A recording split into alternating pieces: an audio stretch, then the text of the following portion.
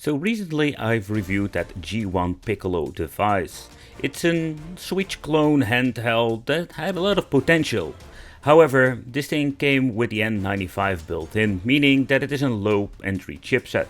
This is not like super bad, but I was quite surprised to see they're using the N95, not the N100.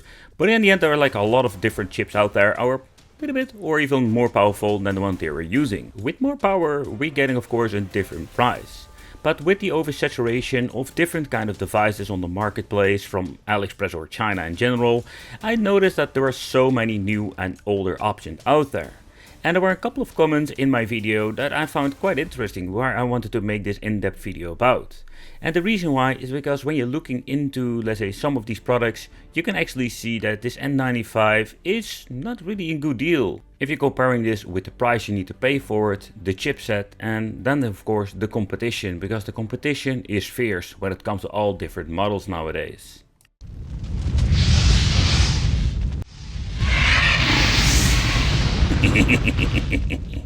Okay, so the N95 is not a super bad chip, I already mentioned it before.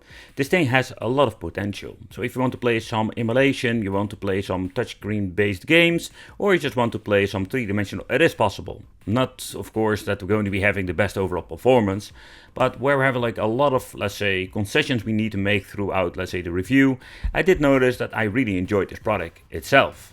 However, from the start I contacted them and saying like, hey, why did you go for the N95 and not put in an AMD Ryzen, even if it's like a really old version that is maybe cheap for production, because the AMD Ryzen had a lot of potential, particularly when it comes to the onboard GPU, giving us so much more better performance with, let's say, upscaling and emulation, but also if you want to have three-dimensional games, AAA games, we do have overall great performance there, where the N95 is absolutely lacking.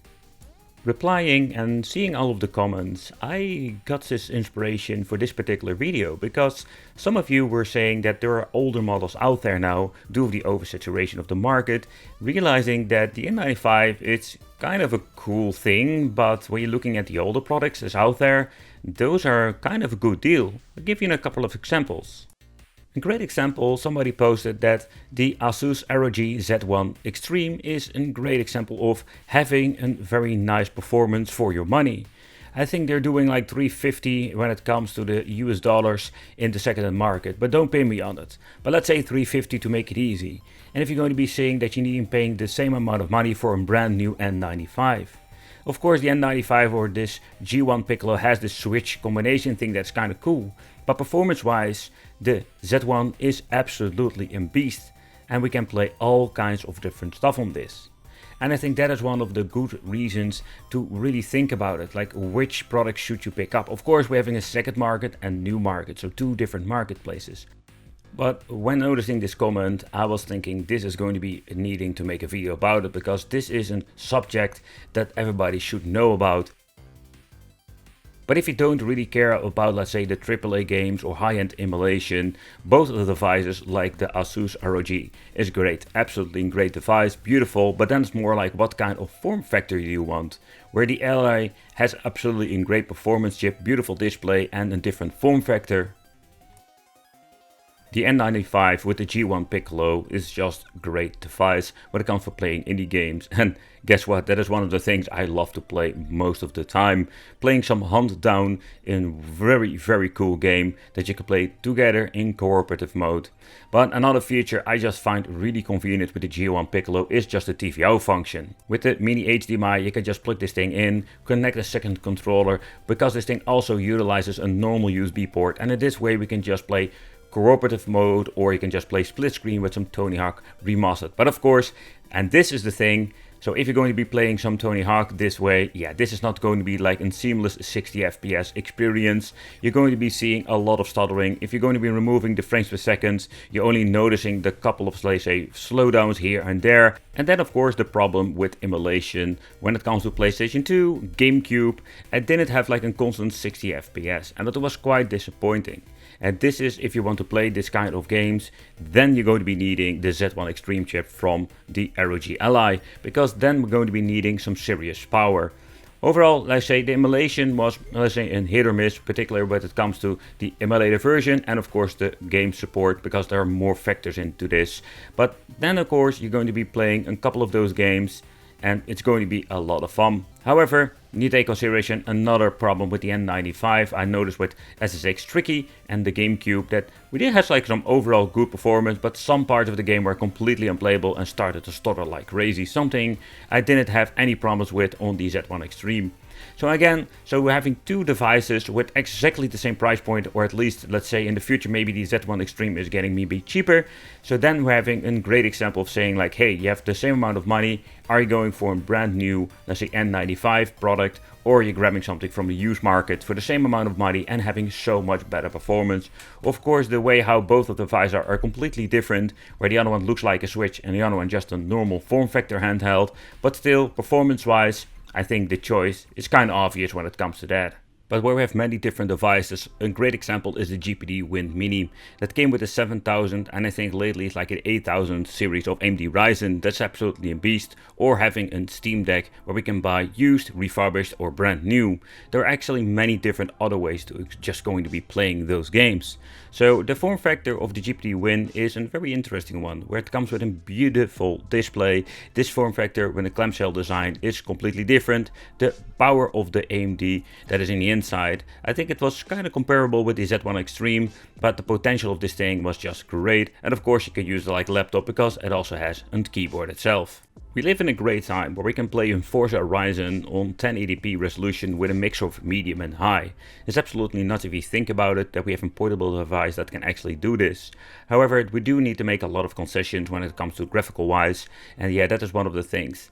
I love the way the analog sticks work, and this is just playing with a normal controller. So the thing is, I love this device for what it is and what it can actually do when it comes to that. But also it comes with a massive price point. I think over $1,000 for a brand new one.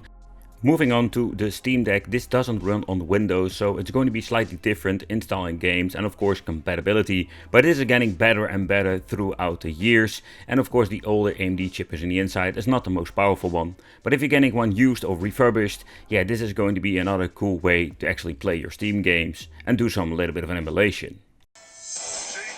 Yeah, you can see like it goes to 8 watts again, nothing really special.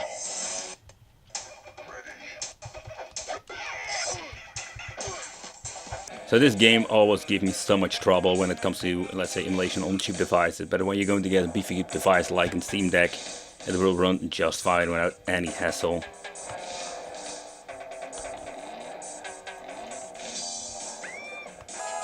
And I just wanted to see how this runs.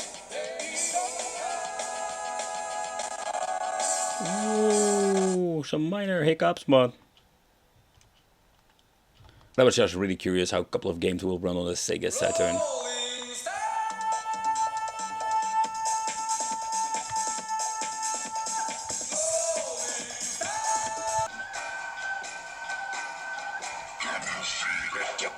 I'm not afraid anymore. Battle 1. Fight.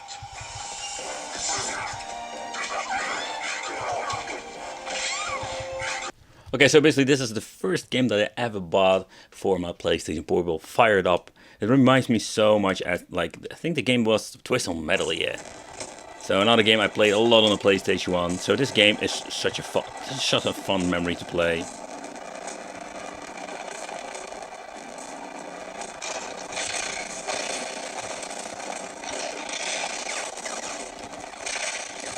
But if you're looking at, let's say, an emulation standpoint with the Steam Deck, this is just an amazing device to play all kinds of different games. So where we had a lot of struggles with the PlayStation 2 emulation and the GameCube, we can actually play all of these on the Steam Deck, and I think in combination with some other programs to make yourself a nice fancy front end or maybe install some Bodacera, there is actually so much different stuff we can actually do with this, and that makes this Steam Deck a very viable option if you're going to be comparing this with the G1 Piccolo, where this thing did have a lot of problems when it comes to that. Later on it would be fun to maybe check out some Bodacera on the G1 Piccolo if it's even possible and see what we can actually do then, but the performance wise I would not expect to have like new miracles appearing when using Bodacera in general. Of course, the N95 is so much more slower than the Steam Deck and all the other devices. The fun fact is actually that the Steam Deck and the N95 are from the same manufacture date, 2023, but when it comes to the Steam Deck, the OLED particular, this thing comes with a 4-core and 8 threads on 15 watts, where the N95 has 4 cores, 4 threads and also 15 watts. So there we can see that the N95 is slower and also having less overall performance when it comes to emulation and gaming itself. But still, then is of course the question, what kind of form factor do you want to play on?